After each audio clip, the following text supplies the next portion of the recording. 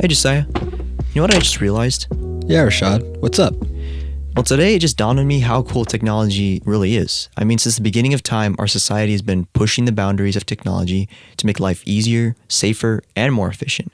From the microwave, to the home computer, to commercial airplanes. I mean, every aspect of our lives revolves around technology. Think about it. That's quite an interesting thought. Yeah, I've been reading up on this actually, and almost every technological advancement has been made possible by the ideas of leaders of this world. Leaders who started out trying to solve a small problem and ended up making the world better because of it. It's kind of inspirational, especially since society is only going to become more immersed in technology. This means that we're going to need more leaders who will pave the way for new innovations. Well, I'm not sure if you know this, but there's such a thing called the Technology Student Association. Really? Yeah. Each year, it hosts competitions nationwide that allow students to compete against each other in a variety of technology-based events. Huh. And they get a chance to make it to the national conference. Wow, that's actually pretty cool. I didn't know that.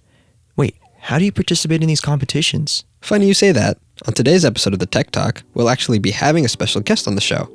They'll be answering some questions on how to prepare for the competitions. Stay tuned.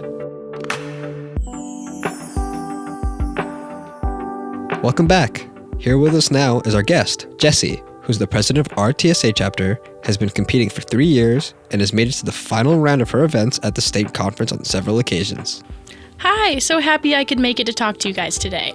Now, we're going to be asking you some of the questions that our listeners have. Can't wait to hear them. Starting with question 1 from Sophie. What can I do to get more information for my events? That is an excellent question. The first thing to do if you want to learn about an event is go onto the Washington TSA website and find that event under the high school events page. It has really basic information about what the challenge is, what you need to do. However, that's not usually enough to actually complete the event. For that, you need to find the event guide, which your advisor can give to you. It describes the requirements and how you're scored in way better detail. Our second question comes from Brad. He asks, what are the submission deadlines and event dates? I'm worried that I might accidentally miss them. So there are 2 deadlines for almost any event. The first one is called the preliminary deadline, which is so the judges can see that you're working on your event and sometimes eliminate some people if there's too many signed up. This is on January 23rd this year, which is coming up pretty soon. The second deadline is the final deadline. That's usually the conference itself, which begins on April 2nd. However, if you have an early entry event, it can be due as early as March 14th. You can find your event's deadline on its page on the website. Moving on, Philip asks, I just finished my project for Webmaster. Where would I submit it? And is that the only thing I need to send in? First of all, I love that you're doing Webmaster. It's one of the littler known events, but I think that designing a website is really cool. It's important to know this is one of the early entry events, so that's due on March 14th. When we get closer to the day, a link will pop up on the Washington TSA website where you can go to submit your project online. Once you click on that link, you'll need to log in with your ID number and your chapter's password, which you can get from your advisor. There will be a spot to turn in your work for each event that you're in.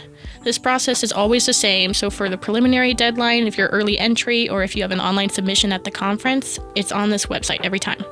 As far as if that's all you need to submit, for Webmaster, yes, you just need to submit your website.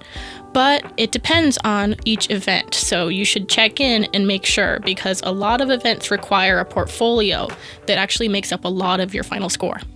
Speaking of which, another listener, Caleb, wants to know, what is a portfolio and what do I need to include in it?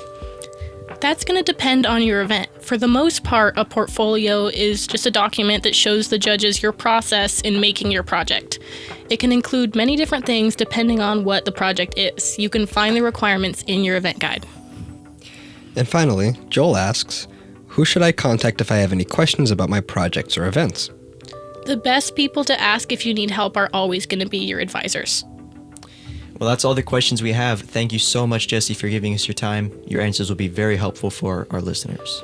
Happy to help. I hope this gave you guys some more insight into TSA, and I hope to see you guys at the conference.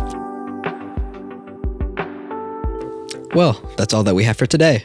For those of you competing this year, I hope that your projects go far. And for everyone else, I hope you consider joining TSA. It'll help you develop your skills and ideas, and you'll learn to lead in a technical world. Until next time, this is Josiah and Rashad. See you later.